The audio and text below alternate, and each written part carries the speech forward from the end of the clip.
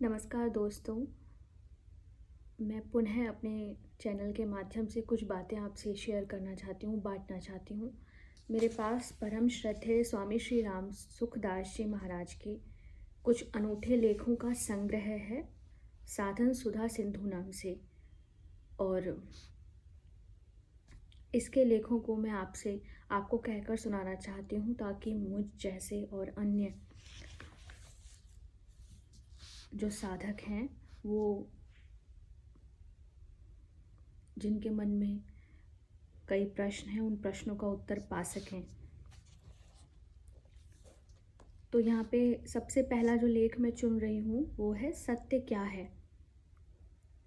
तो यहाँ लिखा है, स्वामी राम सुखदास जी कहते हैं, हमें तो अपना उद्धार करना ही है, चाहे कुछ भी हो। इस निश्चय की लोगों में कमी है। यह इच्छा जितनी जोरदार होगी उतनी ही संसार से अरुचि हो जाएगी। सत्संग में परमार्थिक बातों को सुनने से रुचि होती है और सांसारिक भोग भोगने के बाद अरुचि होती है। तो इन दोनों को स्थायी कर लें, अर्थात सत्संग की रुचि और भोग की अरुचि, इन दोनों को पक्का कर लें। यह आपका काम है। अभी सत्संग में रुचि हो तो सत्संग से उठते ही इस बात का निश्चय कर लें कि अब यही काम करना है, तो यह स्थायी हो जाएगी।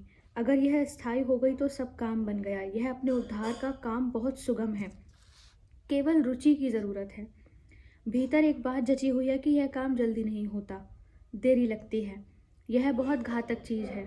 हमारे दिमाग में ये बात आती है ना कि अगर हम अपना उद्धार करने का प्रयास करेंगे तो ये एक बहुत समय लेने वाली प्रक्रिया है, पर ऐसा नहीं है। परमात्म तत्व के लिए भविष्य की आशा बहुत ही घातक है। भविष्य की आशा उस वस्तु के लिए होती है जो कर्मजन्य हो, जिससे देश काल की दूरी हो। पर जो सब देश काल वस्तु अवस्था परिस्थिति आदि में पूर्ण रूप से विराजमान हो, उसके लिए भविष्य नहीं होता। सांसारिक कामों के लिए जैसे भविष्य की आशा होती है, वैसे परमात्म तत्व के लिए भी भविष्य की आशा रखना कि इसमें बहुत समय लगेगा, यह बहुत गलत धारणा है। मैं आपको वही बातें सुनाता हूँ जो मुझे अच्छी लगती हैं और जिनसे मुझे लाभ हुआ है। आप इन बातों का आदर करें तो बहुत जल्दी लाभ हो सकता है। जैसे एक राजा का राज्य की संपूर्ण वस्तुओं पर, संपूर्ण गांवों पर शासन रहता है, संबंध रहता है, उससे भी बहुत विशेष संबंध परमात्मा का है। बहुत विशेष यह है कि इन वस्तुओं की सत्ता ही उस परमात्मा से दिख रही है।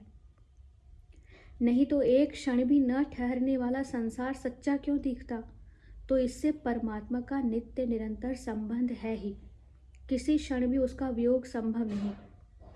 ऐसा उसका नित्य योग निरंतर बना हुआ है। संसार के संयोग के वियोग का नाम ही योग है। संसार के संयोग के वियोग का नाम ही योग है। तम विद्यादधु खसंयोग वियोगम योग संगितम। ये गीता के 6 अध्याय का 23वां श्लोक है। इस क्षण भंगुर संसार से वियोग स्वीकार करते ही योग हो जाता है। वियोग तो प्रतिक्षण हो ही रहा है, तो अभी ही वियोग का अनुभव कर ले। संसार के भोगों से अरुचि सबकी ही होती है। उस अरुचि को संसारी लोग स्थायी नहीं करते और भोगों से जो सुख मिलता है उस रुचि को स्थायी करते हैं। यही गलती होती है। साधक को चाहिए कि वह उस अरुचि को स्थायी करे। संसार, अब यहाँ पे किसी साधक ने प्रश्न किया कि संसार से वियोग का अनुभव होने पर उसकी नश्वरता या असत्यता का ज्ञान तो हो जाता है, लेकिन सत्य क्या है इसका पता कैसे लगेगा। हम किस प्रकार जाने कि यह सत्य तत्व है। तो उत्तर देते हैं, देखो भाई, मेरे विचार में तो सत्य की अभिलाषा कम है, इसलिए लगन नहीं है। सत्य की बात इतनी सरल, इतनी बढ़िया और इतनी प्रत्यक्ष है कि क्या बताऊं। अब ध्यान दें, जिससे आपको असत्य का ज्ञान होता है वही सत्य है। असत्य का ज्ञान असत्य से नहीं होता। अब बताओ कितना नज़दीक है वह सत्य। बहुतों का यह प्रश्न रहता है कि संसार तो नाशवान है ही, पर परमात्मा अविनाशी है, इसका क्या पता। अरे अविनाशी के बिना विनाशी दिखता ही नहीं। बिना सत्य के असत्य का भान ही नहीं होता। असत्य तभी असत्य दिखता है जब आप सत्य में स्थित होते हैं। तो सत्य में आपकी स्थिति स्वतः सिद्ध है। बस यहीं पर डटे रहो। न जाने सत्य क्या होता है, प्राप्ति क्या होती है, तत्व ज्ञान क्या होता है, जीवन मुक्त क्या होता है। क्या यूँ सींग हो जाते हैं कि कोई पूंछ हो जाती है, कोई पंख लग जाते हैं, क्या हो जाता है। इस प्रकार की न जाने हमने क्या क्या कल्पना कर रखी है।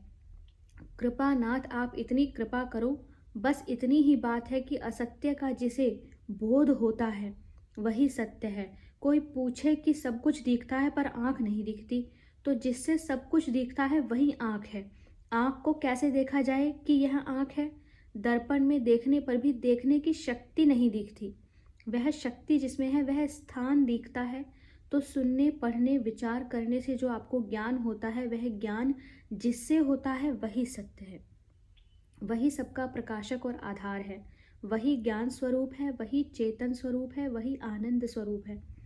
जैसे दर्पण में मुख दिखता है ऐसे ही यह संसार दिखता है। संसार स्थिर नहीं रहता, बदलता रहता है।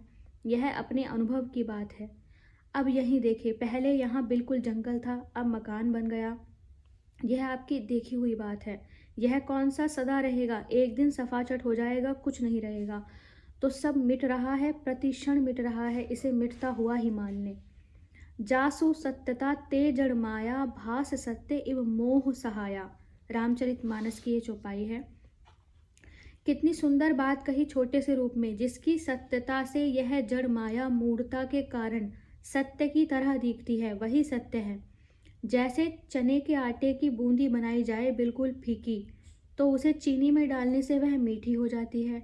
चने का फीका आटा भी मीठा लगने लगता है, तो यह मिठास उसकी नहीं है। उन मीठी बूंदियों को मुंह में थोड़ी देर चूसते जाओ तो वे फीकी हो जाएंगी, क्योंकि वे तो फीकी ही थी। तो बताओ कि चीनी मीठी हुई कि बूंदी मीठी हुई?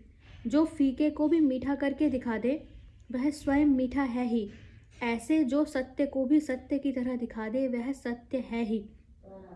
प्रकाश और अंधकार दोनों का जिससे ज्ञान होता है वह अलुप्त प्रकाश है, अर्थात वह प्रकाश कभी लुप्त होता ही नहीं। ये आज का लेख था। आशा करती हूँ कि आपको समझ आया होगा। कल पुनः दूसरे लेख के साथ मिलेंगे। जय श्री सीताराम।